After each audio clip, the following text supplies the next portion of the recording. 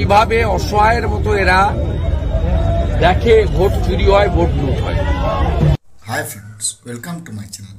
এবার ডিএর মঞ্চে গিয়ে লোকসভা ভোট নিয়ে যে কথাগুলো বললেন বিরোধী দলনেতা মাননীয় শ্রী শুভেন্দু অধিকারী মহোদয়, ছিল কিন্তু নিঃসন্দেহে ইঙ্গিতবহ। আমরা শুনে নিই উনি লোকসভা ভোট নিয়ে কী কথা বলেছেন। শুনুন, এরা পোলিং পার্টি এবং কাউন্টিংয়ে থাকেন এবং এর জন্য এর আগে এরা নিজেদের আত্মবলিদানও পর্যন্ত দিতে বাধ্য হয়েছে, মার্ডার হয়েছে। এবং কিভাবে অসহায়ের মতো এরা দেখে ভোট চুরি হয়, ভোট লুট হয়। তাই এবারে এরা যেমন ডিএর সমর্থনে লড়াই ধর্মঘট করছে, সাথে সাথে গণতন্ত্র রক্ষা করার বিষয়েও কিন্তু সংগ্রামী যৌথ মঞ্চ সোচ্চার। যেহেতু এবারের লোকসভা নির্বাচন ভারতের ইলেকশন কমিশন অফ ইন্ডিয়া করবে সম্পূর্ণ কেন্দ্রীয় বাহিনীর নিরাপত্তার মোড়কে, তাই ইনাদের যে বাস্তব অভিজ্ঞতা আছে পশ্চিমবঙ্গের ক্ষেত্রে, কারণ এই রকম ভোট চুরি পশ্চিমবঙ্গ ছাড়া অন্য কোথাও হয় না। নির্বাচনের দিন, নির্বাচন চলাকালীন এবং গণনার পরবর্তী সময় পশ্চিমবঙ্গে যে রক্তের হোলি খেলা হয়, এটা ভারতবর্ষের কোথাও হয় না। 2021 সালের পরে উত্তরপ্রদেশ থেকে লাস্ট রাজস্থান, ছত্তিশগড়, মিজোরাম, তেলেঙ্গানায় ভোট হয়েছে। কোথাও এ দল এসছে, ও দল গেছে, কোন দল থেকে গেছে, কোথাও কিন্তু no casualty, not a single case. কিন্তু পশ্চিমবঙ্গের ক্ষেত্রে আমরা ভয়াবহ অবস্থা দেখেছি, এমনকি পঞ্চায়েতে 55 জনকে খুন হতে হয়েছে। 1 কোটি গ্রামের মানুষ ভোটাধিকার থেকে বঞ্চিত হয়েছে। এবারেও 15,000 আসন বিনা প্রতিদ্বন্দ্বিতায় জিতেছে এবং প্রায় 20টার বেশি গণনা কেন্দ্রে গণনা কর্মী, গণনার থাকা বিরোধী দলের এজেন্ট প্রার্থীদের ঢুকতে দেওয়া হয়নি। 900 কোম্পানি সেন্ট্রাল ফোর্সকে বসিয়ে রেখে মমতা ব্যানার্জি তার নিজের ক্যাডারদের দিয়ে ভোট করেছে। তাই ডিএ আন্দোলন, শূন্য পদে নিয়োগ আন্দোলন, প্রমোশনের ইত্যাদি সরকারি কর্মচারী স্থায়ীকরণের আন্দোলন, তার সাথে সাথে গণতন্ত্র রক্ষা করার লড়াইতে এই স্টেক হোল্ডার কর্মচারী, শিক্ষকদের, শিক্ষাকর্মীদের তাদেরকেও এগিয়ে আসা উচিত। এজন্য আমি সিআইর কাছে তাদের দাবি, যেহেতু ফুল বেঞ্চ রাজ্যে আছে, তুলে ধরার জন্য প্রস্তাব রেখেছি। আর বলেছি আপনাদের মঞ্চ অরাজনৈতিক, কিন্তু আসুন আমরা একটা জায়গায় ঠিক করি যে নো ভোট টু মমতা। আমরা এই অত্যাচারী শাসকের বিরুদ্ধে ভোট করি, তাতে কোথা থেকে কে জিতবে জনগণ ঠিক করুন। আমি এই মঞ্চের বাইরে গিয়ে নিশ্চয়ই আমার দলের ওই ভোট চাইবে, কিন্তু জনগণ ঠিক করুক তারা কাকে জেতাবে। সবাই মিলে যাতে আমরা বলি নো ভোট টু মমতা। আমরা শুনলাম, এরপরে আমরা অবশ্যই শুনব যে ডিএর মঞ্চে গিয়ে ডিএ নিয়ে উনি কি আশ্বাস দিচ্ছেন। গতবারে তো চিরকুটে বাজেটে লেখা ছিল না, কারণ ল্যাম্পপোস্ট অর্থমন্ত্রী, তার কোনো মূল্যও নেই, কোনো দামও নেই। তা বাজেটটা যে রয়ে যাওয়ার পরে মাননীয় মুখ্যমন্ত্রীর ব্যাগ থেকে একটা স্লিপ কাগজ গেছিল, তাতে বলা হয়েছিল 3% আপনাদেরকে দিয়ে দিলেন।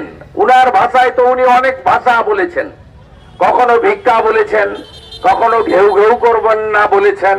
অনেক বিশেষের বিশেষণে আমাদের এই সরকারি কর্মচারী, শিক্ষক এবং পেনশনার্সদের নানাভাবে তিনি ভূষিত করেন। এটা আপনাদের সকলের মনের মণিকটায় গাঁথা হয়ে আছে।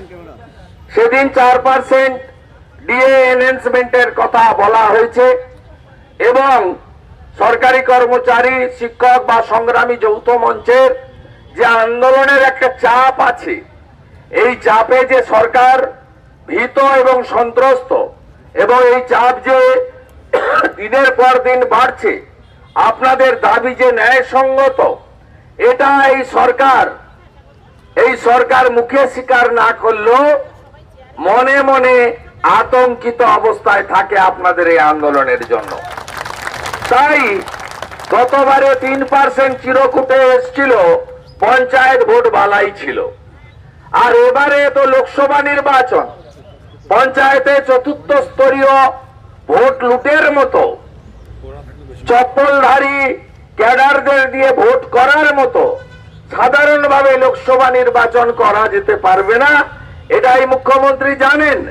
তাই তিনি এবারে 4% গল্প ফেঁদেছেন। এবং আপনারা লক্ষ্য করবেন এই বাজেটে, এবারে এই বাজেটে তারা পশ্চিমবঙ্গে বিভাজনের যে রাজনীতি, সেই রাজনীতি করেছেন। এই সরকার এই রাজ্যের অর্থনীতিকে ধ্বংস করে দিয়ে গেছে।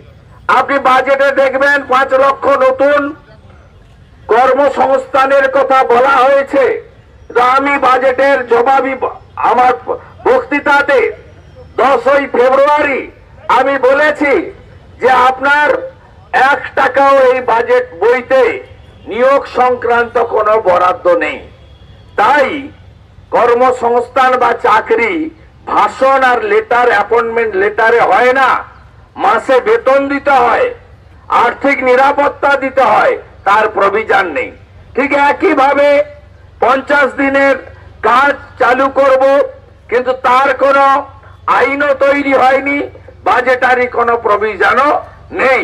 এটা মিথ্যাচারের উপরে দাঁড়িয়ে একেবারে এই সরকার চলছে। এবং এই সরকার বা পরিবারবাদী সরকার, এদের একটাই লক্ষ্য, যেন তেন প্রকারণে ক্ষমতাকে কুক্ষিগত করে এই রাজ্যকে ধ্বংসের শেষ কিনারায় নিয়ে যাওয়া। আপনারা আংশিক সময়ে কন্ট্রাকচুয়াল বিভিন্ন স্তরে যারা কাজ করেন, কারণ এই সরকার গত 13 বছরে, মে মাসে 13 বছর হয়ে যাবে, এই সরকার কিন্তু কোন স্থায়ী নিয়োগের কথা চিন্তা ভাবনা করেননি। অন্যদিকে ডক্টর অমিত মিত্র যখন অর্থমন্ত্রী ছিলেন, তিনি বারে বারে ক্যাবিনেটে, আমি আপনাদের এর আগের সভায়ও বলেছি, 6 লক্ষ পার্মানেন্টের পোস্ট অবলুপ্ত করে 60,000 কন্ট্রাকচুয়াল নিয়োগ করেছেন। আপনারা দেখবেন সিভিক ভলেন্টিয়ার্সের 1,000 টাকা বৃদ্ধি, ভিলেজ পুলিশের 1,000 টাকা বৃদ্ধি, কন্ট্রাকচুয়াল গ্রুপ ডি এর ক্ষেত্রে 3,000 টাকা আর গ্রুপ সি এর ক্ষেত্রে 3,500 টাকা বৃদ্ধির কথা বলা হয়েছে। কিন্তু এই রাজ্যে প্রাণী মিত্রা, ভিএলই, আপনার ভিআরপি, এই রাজ্যে আংশিক সময়ের শিক্ষক, চুক্তিভিত্তিক শিক্ষক, এই রাজ্যে এজেন্সির মাধ্যমে, থার্ড পার্টির মাধ্যমে যে সমস্ত নিয়োগগুলো হয়েছে, তাদের এরা তো অনেকদিন ধরে বেতনই পাচ্ছে না। শুনলাম, অর্থাৎ এবারে যে লোকসভা ভোট, যেমন ডিএ আন্দোলন একটা ইস্যু, তেমন পঞ্চায়েত ভোটে মানুষ কিভাবে হয়েছিল, কি যন্ত্রণা যতুগৃহ হয়েছিল, তাও কিন্তু জানতে পারলাম। অবশ্যই সাধারণ মানুষের জেগে যাওয়া উচিত, আর ঘুমে থাকা উচিত বলে মনে করি না। অবশ্যই পরবর্তী আপডেট আমি চ্যানেলের থ্রুতে কনভে করবো। ভালো থাকুন, have a good day, thanks.